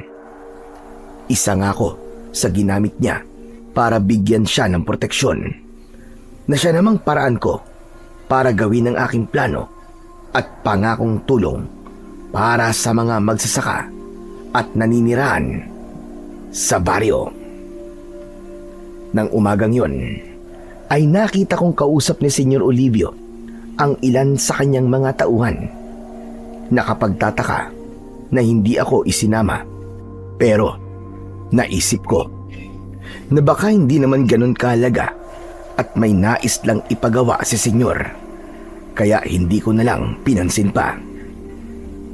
Minsan pa, umuwi ako sa bahay ni Lolo Nestor. May kalayaan pa rin akong umalis ng mansyon. Basta, nangangako na babalik din para magpatuloy sa aking obligasyon kay Senyor Olivio. naisipan kong dumaan sa bahay ni Marga. Kahit papano ay nasabik akong makita siya. Totoo nga yatang unti-unti nang nabubuo ang damdamin ko para sa kanya. Kaya lamang nang dumating ako roon, inabutan kong umiiyak si Marga. Bigla siyang napayakap sa akin habang patuloy ang pagpatak ng luha. Oh, bakit Marga? Ano nangyari? Bakit ka umiiyak? Waldo! Waldo, si Oweng! Ang anak ko! O bakit? May nangyari ba sa kanya? Nawawala siya, Waldo. May kumuha sa kanyang mga lalaki. Ang sabi ng mga nakakita ay mga tauhan daw ni Senyor Olivio. May alam ka ba sa nangyaring ito? Magtapat ka sa akin! Wala akong alam, Marga. Hindi rin nakarating sa akin ang tungkol dyan. Posibleng mga tauhan nga ni Senyor ang kumuha sa anak ko. Baka nakarating na sa kanya ang pagbuo ni Naomi ng grupo para maghimagsik laban kay Senyor. Dahil isa sa kasama raw nila ang bigla na lamang hindi nagpakita. Inisip ng mga kasama ni Owen na nagtaksil yon at nagsumbong. Saglit akong natahimik. Bigla akong naalala ang ginawang pagtitipon ng ilang tauhan ni Senyor. Maaaring pinagplanuhan nila ang pagdukot kay Oweng. Kung mga ito ang dumukot, saan kaya nila dinala ang anak ni Marga? Waldo, nakikiusap ako sa'yo, parang awa mo na. Tulungan mo ang anak ko. Tulungan mo si Oweng. Huwag mo siyang pabayaan. Pero Marga, galit siya sa akin. Ayaw niya nga akong lumalapit sa'yo eh. Kaya malaking hadlang siya. Saan naman plano natin? Waldo, hindi ko inaasahang maririnig ko yan sa'yo. Huwag ka sanang maging makasarili. Pakiusap, tulungan mo kung iligtas si Oweng. Dahil baka pagsisihan mo kapag may masamang nangyari sa kanya. Teka nga, bakit ko naman pagsisisiyan? Saka hindi ko obligasyon si Oweng. Nagkakamali ka, Waldo. Mahalagang mailigtas mo siya. Mahalagang mailigtas mo ang iyong anak. Nabigla at tila natulala ako sa narinig kong sinabi ni Marga. Sandali. Tama ba narinig ko? Anak ko si Oweng. Tama ba, Marga? Oo, Waldo. Tama ka nang narinig. Siya ang bunga na nangyari sa atin noong gabi bago ka umalis ng Barrio Acacia at magpunta sa syudad. Bakit, Waldo? Nakalimutan mo na ba ang gabing yun na magkausap tayo? Mahigit 20 taon na ang nakalipas. Natahimik at pilit kong inalala ang sinabi ni Marga. Ang gabing sinabi sa akin ay unti-unting bumalik sa akin ang pangyayari. Nag-iisa ko noon sa isang kubo at magdadapit hapon na. Dumating noon si Marga na malungkot at may dalang alak. Masama raw ang kanyang loob dahil sa problema niya sa kanyang magulang. Niyaya niya akong mag-inuman at pinagbigyan ko siya. Pareho kaming nalasing, kaya sanhi ng aming kalasingan ay kapwa kami naging mapusok. Alam kong si Marga ang siyang unang nagparamdam dahil nga malaki ang gusto niya sa akin. Hanggang sa natangay na ako at may namagitan sa amin. Kinabukasan, araw ng pag-alis ko, dahil may taong nagyaya sa akin para magtungo sa syudad at takasan din ang gulong nilikha ko. Umalis ako ng kubo at iniwan si Marga na para bang walang nangyari. Yun ang natatandaan ko na namagitan sa amin. Pagkalipas nga ng maraming taon, ay ngayon lang ako nagbalik dahil nabilanggo rin ako. Doon na natapos ang pagbabalik alaala ko sa nakaraan. Bakit hindi ka na nagsalita riyan, Waldo? Hindi ka ba naniniwala na anak mo si Oweng? Katunayan niya katulad mo siya. Matigas ang ulo palaban. Hindi pumapayag na may taong naargabyado. Pero ang alam ko, may asawa ka. Oo. Pero anak ko na si Oweng nang magkaroon ako ng asawa. Kaya hindi mo maaaring pagdudahan ang sinabi ko. Ikaw ang lalaking pinagkalooban ko ng aking pagkabirhen. Inilihim ko sa magulang ko at sa mga taga rito ang totoo tungkol sa tunay na ama ni Oweng. Ngayon ko lang yung sinabi at sa'yo. Dahil ikaw ang kanyang totoong ama. Kaya siguro kahit naiinis siya sa akin dahil sa paglapit ko sa'yo, magaan pa rin ang loob ko sa kanya. Dahil anak ko pala siya. Kaya nga nakikiusap ako sa iyo, Waldo. Huwag mong pabayaan ang anak mo. Iligtas mo si Oweng. Huwag mong hayaang mapahamak siya sa kamay ni Senyor Olivio. Sa halip na umuwi ako sa bahay ni Lolo Nestor, ay hindi ko na yun ginawa, kundi pinili kong bumalik sa mansyon dahil yun sa sinabi sa akin ni Marga. Malalagay sa panganib ang buhay ng anak namin. Naniniwala na rin ako sa ipinaalam nito na anak ko si Oweng at kailangan ko siyang iligtas. Wala namang nagtanong sa akin nang nagbalik ako sa mansyon, kaya gumawa ako ng paraan upang malaman ko kung mga tauhan nga ba ni Senyor ang dumukot kay Oweng. Sa pagtanong-tanong ay isa sa mga tauhan na nagsabi sa akin. Sinadya raw ilihim sa akin ang tungkol doon, lalo na't may nagsabi kay Senyor na kaibigan ko ang ina ng binata. Ibig lang sabihin, may masama silang pinaplano rito, bagay na hindi ko pa hihintulutang mangyari. Lalo na ngayong alam ko ang tunay na pagkatao ni Oweng. Ako ang unang masasaktan kapag napahamak siya.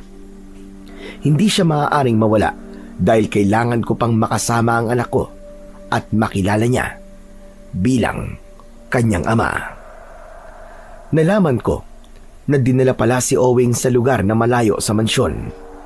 Isang nakatagong lumang bodega kung saan ginagawang tagpuan ng mga aswang na tauhan ni Senyor para bumuo ng kanilang ginagawang pananakot sa mga tao. Ayon sa nakausap ko, ay si Senyor Olivio mismo ang magpaparusa at tatapos kay Oweng dahil hindi nito nagustuhan ang ginagawang pagbuo ng grupong vigilante para kontrahin at labanan ang kanyang mga ipinatutupad para sa mga magsasaka at naninirahan sa baryo, pati na sa ibang lugar. Hindi ako dapat mag-aksaya ng panahon. Mahalaga ang bawat oras. Baka makalingat ako. Malaman kung tinapos na pala niya ang anak ko.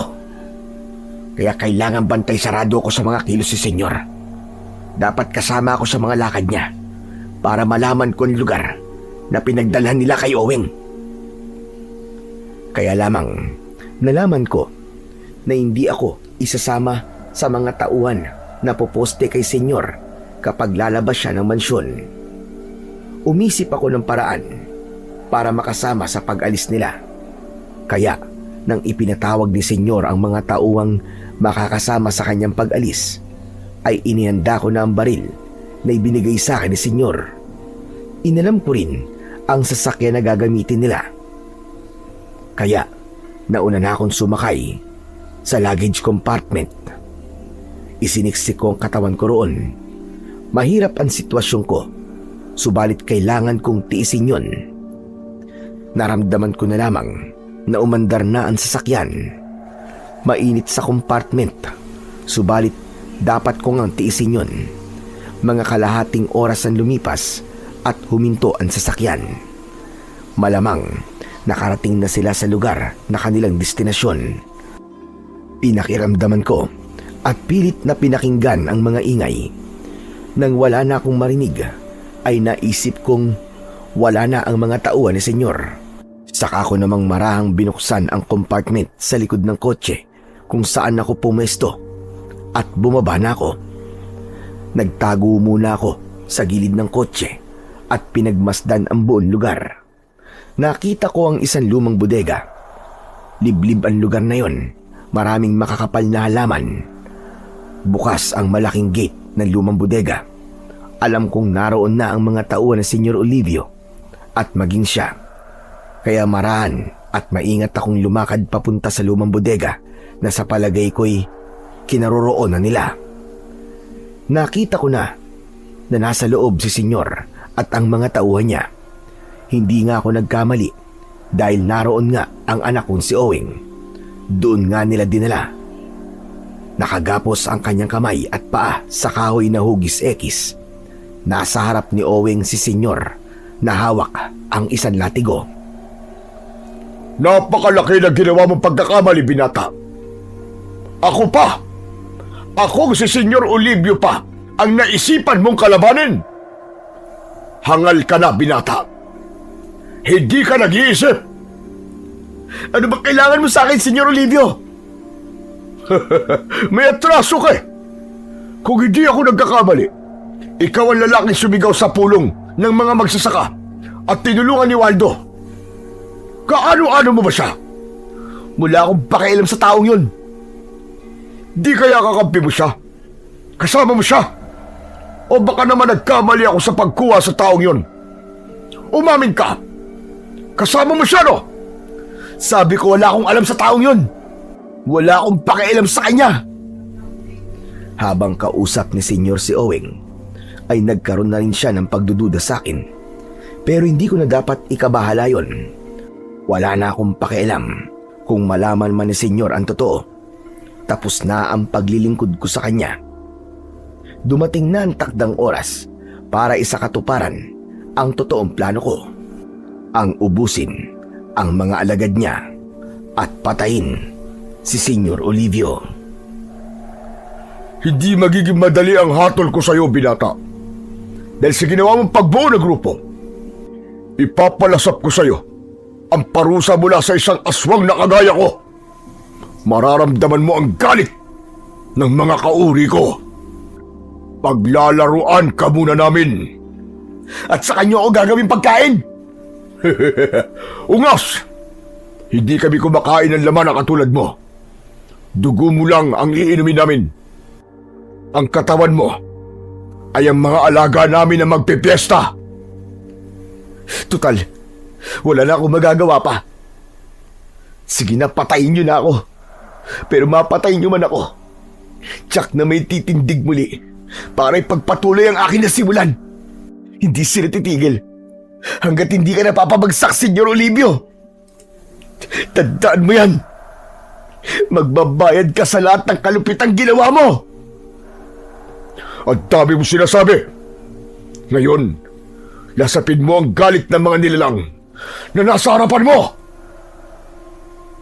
Nakita kong kinaladkad si Owing at pilit siyang pinatakbo sa loob ng malaking bodega. Takot na takot siya, lalo na nang isa-isang umikot sa kanya ang mga tauhan ni Senyor. Kasunod nun ay ang pagbabago ng kanilang mga anyo. Maging si Senyor Olivio ay naging isa na ring nakakatakot na halimaw. Kakaiba ang trip ng mga aswang na yon. Ginawa nilang laruan ang anak ko. Pinagpasapasahan nilang takutin at saktan. Awa ang nararamdaman ko ng pagkakataong yon.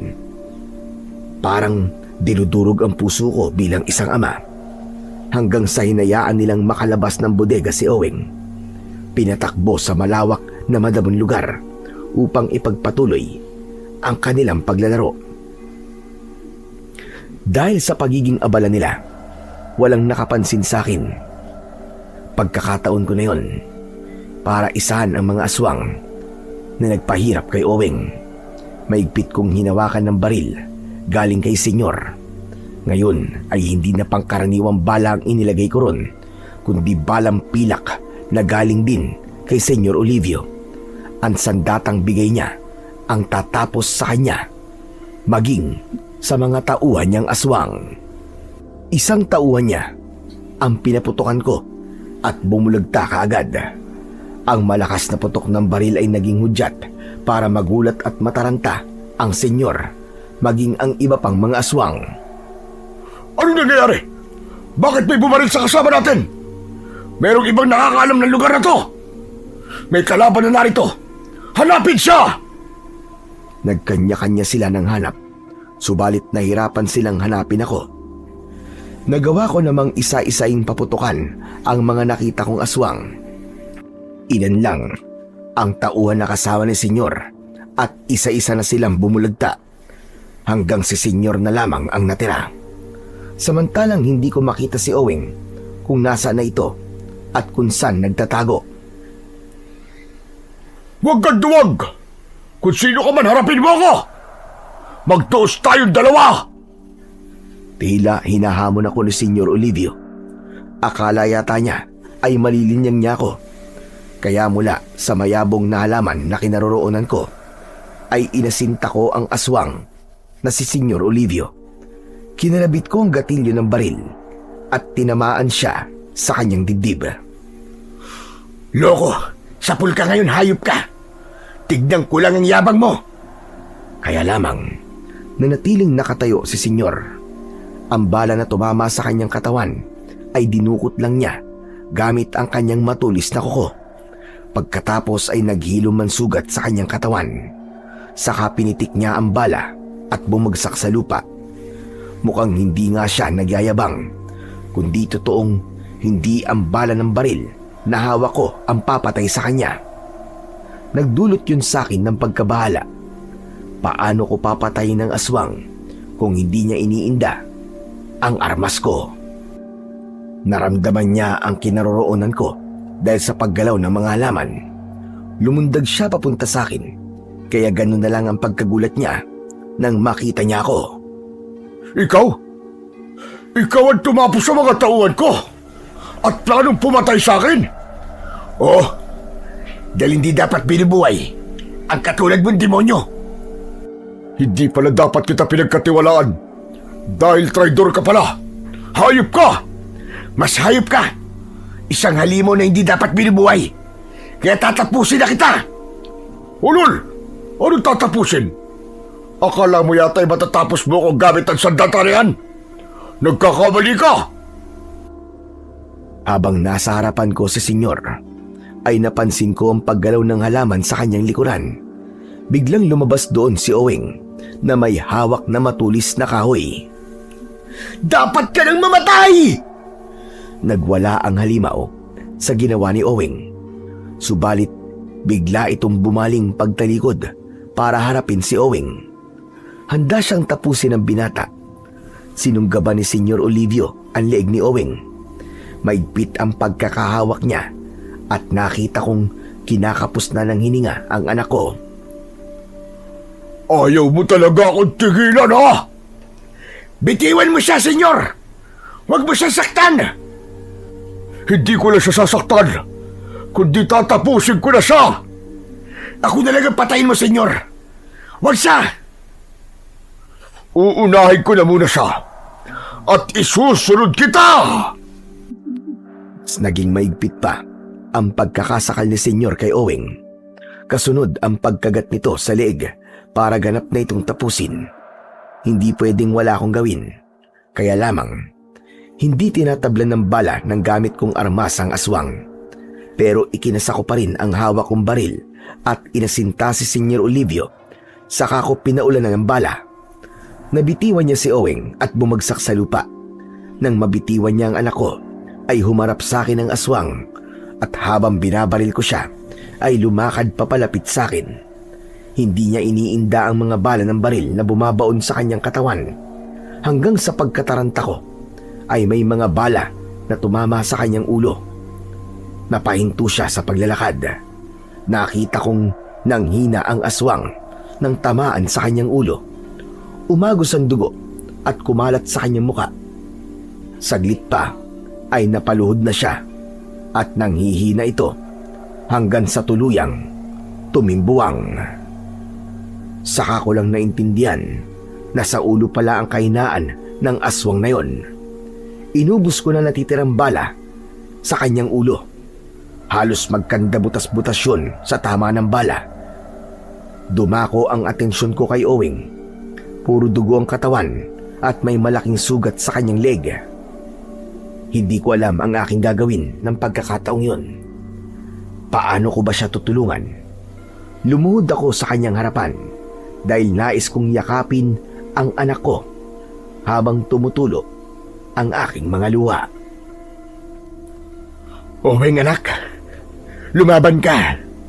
Hindi ka mamamatay. Magkakasama pa tayo. Huwag kang susuko, anak. Lumaban ka! Habang nasa bisig ko ang nahihirapan kong anak, ay napansin ko ang itim na telang pulseras na ibinigay sa akin ni Lolo Nestor. Inalis ko yon at inilipat sa braso ni Owing. Hindi ko alam kung may magagawa ito para iligtas ang anak ko, pero ayon kay Lolo Nestor, ay may magagawa ito sa panahong kailangan ko ng tulong. Pagkasuot ko ng pulseras kay Owing, ay sinabayan ko ng pag-usal ng panalangin habang nakapikit ang mga mata para sa kaligtasan ng anak ko. Pagkatapos kong manalangin, ay idinilat ko ang aking mga mata. Nakatitig sa akin si Owing at naroroon pa rin ang sugat, subalit hindi na ito naghahabol ng hininga. Hindi na rin umaagos ang dugo. Anak, ligtas ka na. Ligtas ka na, anak ko. Salamat sa Panginoong Diyos. Noon ko napatunayan na may bisa talaga ang telang porselas na bigay ni Lolo Nestor. Nakatitig lang si Owen sa akin. Kasunod nun ay ang mahigpit niyang yakap, kasabay ng pagbukas ng kanyang bibig na may mahinang bulong. Tay, nagkita rin tayo, Tay. Sorry. Salamat po sa pagliligtas niyo sa akin. Owing, anak ko. Anak! Lalo lang umagos ang luha ko sa aking narinig. Alam ko kung para saan ang paghingi ng tawad ni Owing. Wala nang marami pang paliwanag. Hindi na kailangan ang marami pang salita. Ramdam ng aming mga puso ang kasabikan sa isa't isa. Alam kong ang pangyayaring yon ay simula ng mas masayang relasyon sa aming mag-ama. Puno ng hiwaga ang buhay ng tao. Minsan talaga may mga pangyayaring hindi natin inaasahan na magdudulot pala ng kaligayahan para sa pagsisimula ng isang bagong buhay. Hanggang dito na lamang po ang aking kwento. At maraming salamat po sa inyong mga nakinig. Hanggang sa muli.